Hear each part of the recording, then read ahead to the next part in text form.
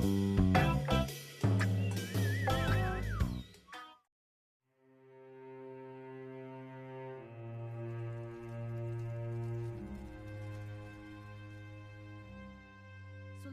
एक छोटे से गांव में मोहन अपनी पत्नी और बेटे के साथ एक छोटे से घर में रहता था। मोहन के माता पिता बचपन में ही गुजर चुके थे, इसलिए वह धनीराम के यहाँ मजदूरी करता था। उसकी पत्नी कुंती एक बड़े जमींदार के घर पर साफ सफाई का काम करती थी।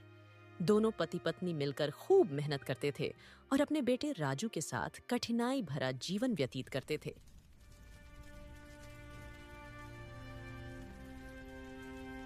यूं तो हमेशा ठंडी के समय -2 डिग्री तापमान रहता था, लेकिन इस साल तापमान बहुत ही ज्यादा घट गया था, जिससे ठंडी भी बहुत जोरों से अपना कहर ढा रही थी।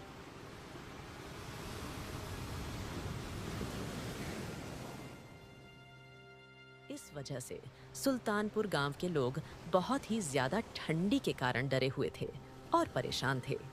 दिन हो या रात, लोग ठंडी के कारण बहुत परेशान थे।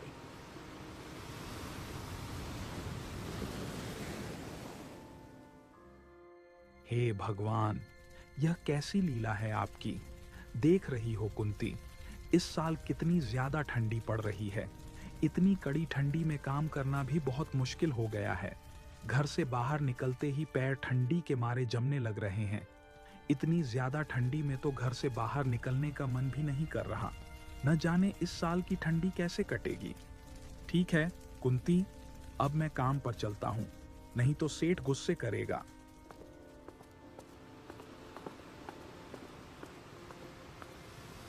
राजू बेटा, तेरे पापा काम पर चले गए और मैं भी अब जा रही हूँ काम पर। तुम घर का ख्याल रखना और घर से बाहर मत जाना।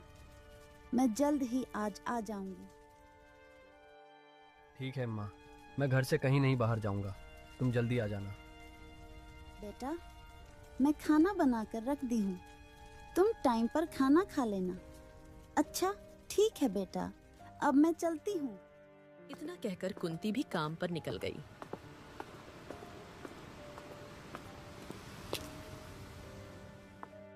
थोड़ी ही देर में कुंती जमींदार के घर पहुंची। जमींदार, जो स्वभाव से बेहद कठोर और क्रोधी था, अलाव के पास खड़ा हुआ अपने सेवकों पर चिल्ला रहा था। तभी जमींदार की नजर कुंती पर पड़ी और वह कुंती के ऊपर चिल्लाते हुए बोला, अरे कुंती, इतनी देर से आ रही हो? तुम्हें पता भी है कि इस ठंड में मेरे आदमी घर का काम जल्दी खत्म करना चाहते हैं। लगता है काम की कीमत नहीं समझती हो। मालिक, माफ कीजिए, आज ठंड इतनी ज्यादा थी कि जल्दी उठ नहीं पाई, लेकिन मैं जल्दी जल्दी सब काम निपटा दूंगी। बस बहाने बनाना तो तुम्हें आता है। अगर आज से काम में कोई भी कोताही हुई तो तुम्हारा हिसाब कर दूंगा। याद रखना, तुम्हारी जगह लेने वालों की कमी नहीं है। जमींदार की यह सब बातें सुनकर कुंती को बहुत दुख हुआ, लेकिन उसकी मजबूरी थी। वह चुपचाप अपना काम करने ही जा रही थी। तभी वहां जमींदार की पत्नी ठकुराइन आ जाती है। क्यों डांट रहे हो उसे इतनी ठंड में? वो भी इंसान है, काम करने आई है, यही क्या कम है? आपको थोड़ा सा भी दया नहीं आ रहा है इसके ऊपर? तुम्हें नहीं समझ आता? ये लोग हमारी सहानुभूति का फायदा उठाते हैं। इन्हें समय पर सबक सिखाना जरूरी है, नहीं तो यह हमारे सर पर चढ़कर नाचे लगेंगे और कोई भी काम ठीक से नहीं करेंगे। कुंती ने कुछ नहीं कहा। उसने सिर झुका लिया और अपने बेटे राजू की सोचते हुए जल्दी जल्दी काम खत्म करने में लग गई। लेकिन उसके मन में जमींदार के व्यवहार को लेकर आक्रोश पनपने लगा। इधर श्याम ठंड से कांपते हुए धनीराम के घर पर मजदूरी कर रहा था। धनीराम अपने खेतों का काम कराने के लिए श्याम और कुछ और मजदूरों को सख्त निगरानी में रखता था। अरे श्याम, काम ठीक से कर रहा है या ठंड के बहाने सुस्ताने की कोशिश कर रहा है? मैं मुफ्तखोरी बर्दाश्त नहीं करता। याद रहे, अगर आज मेरा काम पूरा नहीं हुआ तो मैं 1 भी रुपया नहीं दूंगा। नहीं मालिक, पूरी मेहनत कर रहा हूँ। ठंड बस थोड़ी ज्यादा है, इसीलिए हाथ पैर जम से रहे हैं, लेकिन आपका काम मैं पूरा करके ही जाऊंगा। आप चिंता ना करें मालिक। श्याम के चेहरे पर थकान साफ झलक रही थी। सुबह से ही ठंड में काम करते करते उसके हाथ अकड़ गए थे, लेकिन उसे अपने बेटे राजू और कुंती के लिए कमाना था। वह जानता था कि उसकी मेहनत ही उनका सहारा है। हे भगवान, ये कैसी परीक्षा ले रहे हो?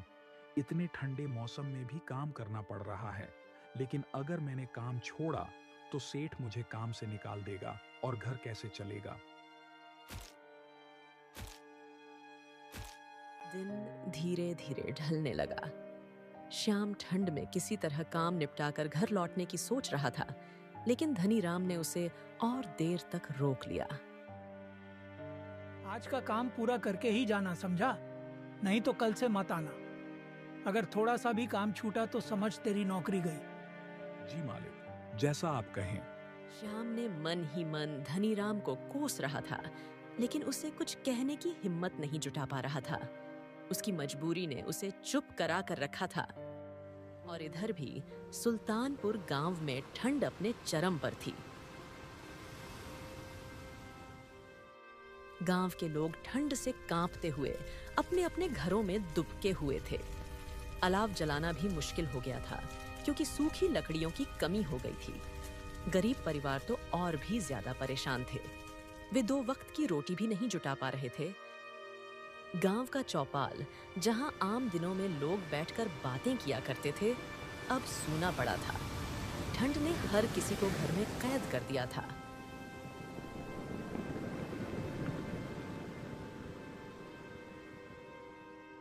गांव का बुजुर्ग रामलाल, जो अक्सर गांव वालों को इकट्ठा कर कोई न कोई उपाय बताता था, इस बार भी चौपाल पर पहुंचा। उसने 4-5 लोगों को इकट्ठा करके कहा, अयो, ये ठंड बहुत भयानक है। अगर हम सब मिलकर कोई उपाय नहीं करेंगे तो कई लोग इसकी चपेट में आ जाएंगे।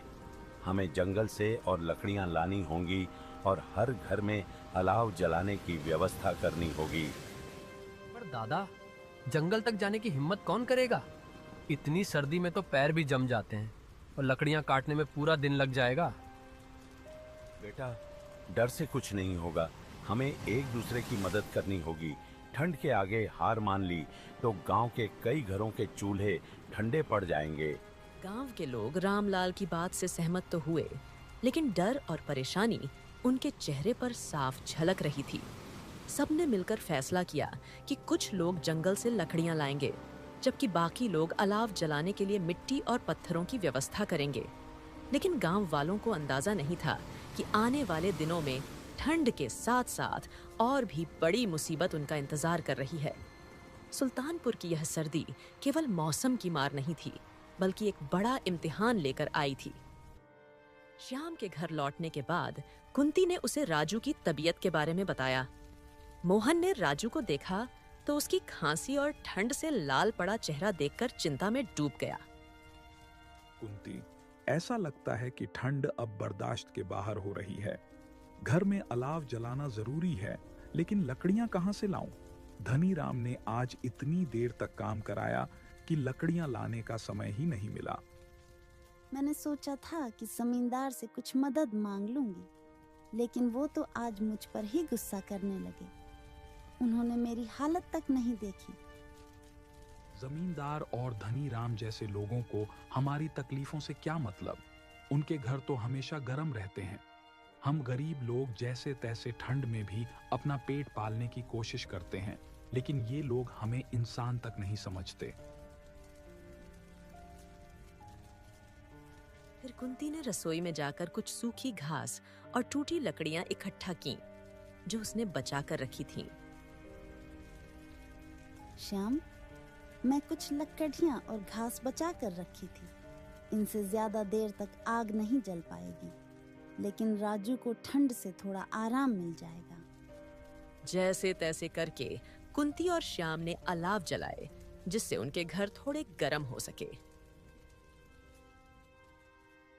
कुंती, क्या ठाकुर आइन ने तुम्हारी कोई मदद नहीं की? वो तो आम तौर पर दयालु दिखाई पड़ती हैं। अजी उन्होंने रसाई दी थी जो राजू को दी है। लेकिन जमींदार के गुस्से की वजह से मैं ज्यादा कुछ कहने की हिम्मत नहीं कर सकी। वो मुझ पर चीखने लगे थे। हमारी जिंदगी में हर जगह वही दिक्कत है कुंती। हम मेहनत करते हैं पर लोग हमारी हालत देखकर भी आंखें फेर लेते हैं। न जाने क्यों लोग हमसे इतना नफरत करते हैं। राजू अलाव के पास लेटा हुआ ठंड से कांपते हुए खांस रहा था।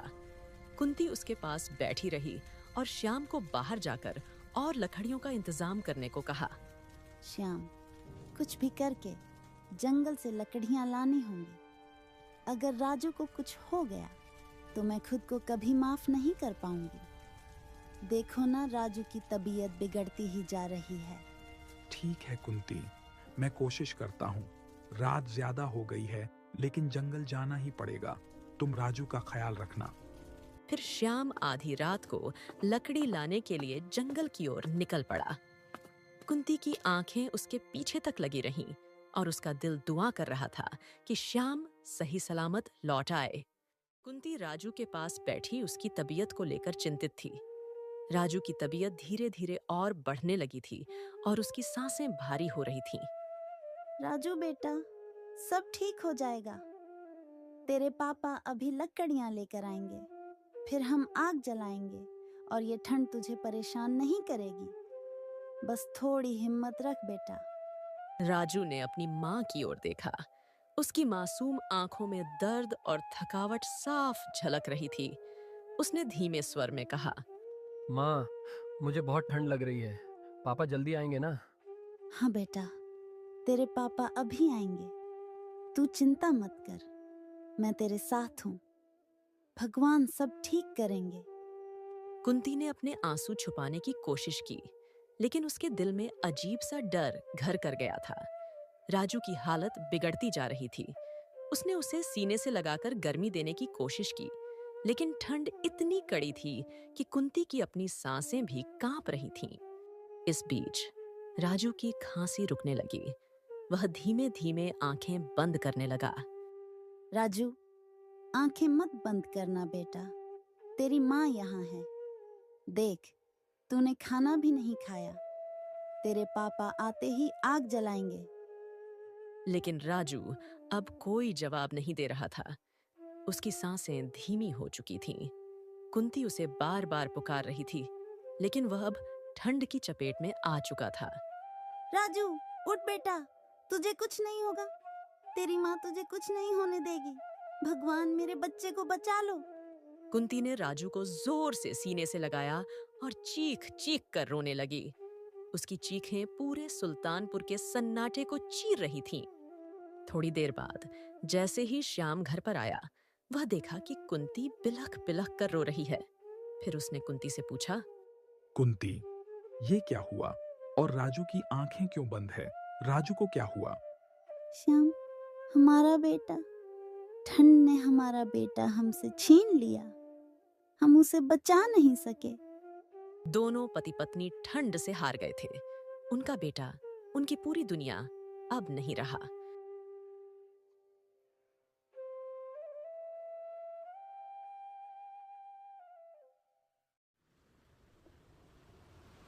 उनके रोने की आवाज ने पूरे गांव को झकझोर कर रख दिया।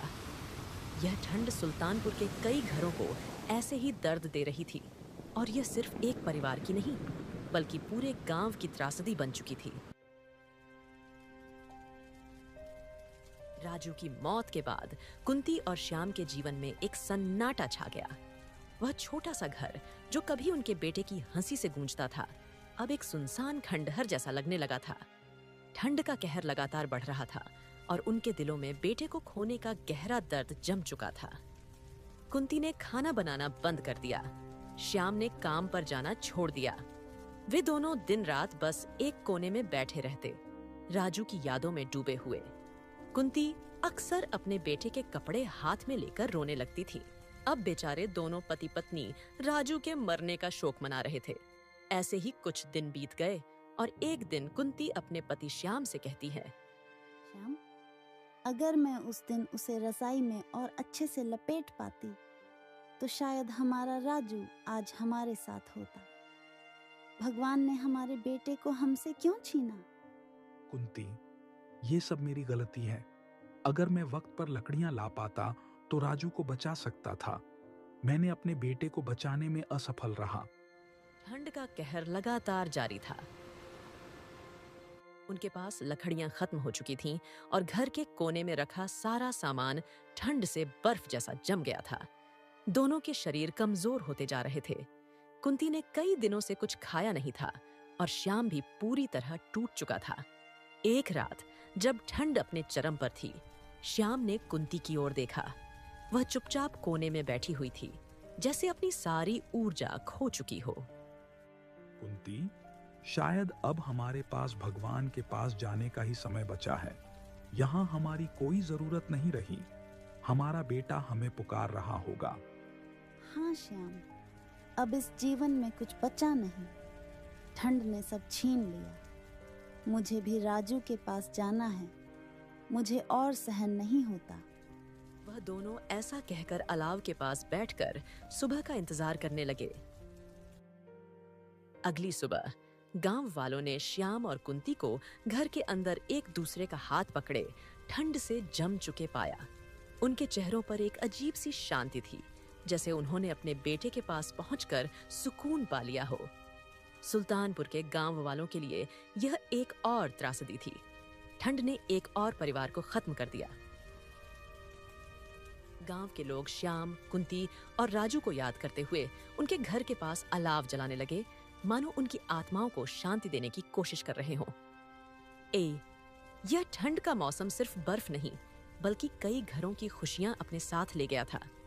सुल्तानपुर अब और भी गहरे सन्नाटे में डूब चुका था।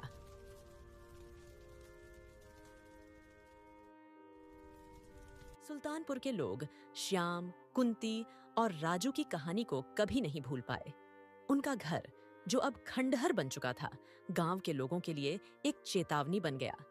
गांव के बुजुर्ग अक्सर बच्चों को उस परिवार की कहानी सुनाते और कहते, ठंड से लड़ने के लिए हमें साथ रहना होगा।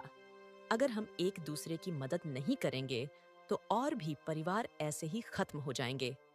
इस हादसे ने गांव वालों को झकझोर कर रख दिया। अब सभी ने ठंड से बचने के लिए एक दूसरे की मदद करनी शुरू कर दी।